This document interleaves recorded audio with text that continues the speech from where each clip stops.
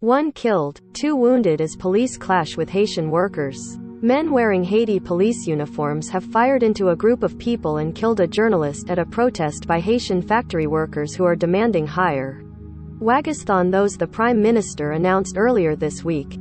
Port-au-Prince, Haiti, men wearing police uniforms fired into a group of people at a protest and killed a journalist Wednesday after thousands of Haitian factory workers launched a new strike to demand higher wages than those the Prime Minister announced earlier this week.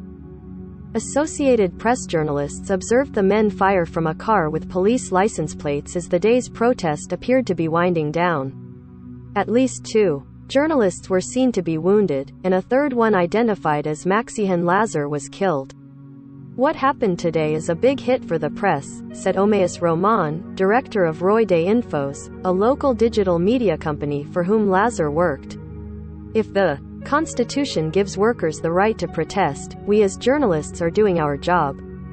A police spokesperson could not be reached for comment, and the condition of the wounded people wasn't clear. Prime Minister Ariel Henry tweeted that he deplored the killing. "I also condemn the violence that has caused injuries. I offer my condolences to the family of the deceased, as well as to the other victims of these brutal acts." Earlier, police had fired tear gas as protesters threw rocks at them and used trucks to block a main road near the international airport in Port-au-Prince.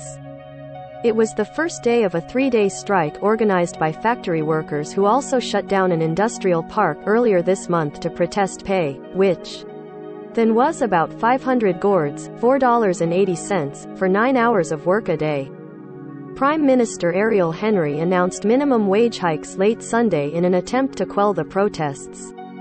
But the increase of 185 gourds, $1.80, a day for factory workers only served to enrage them. "Can you imagine? I have 2 kids, and I have to pay a home," said 38-year-old André Saintel. "The government is keeping us in misery.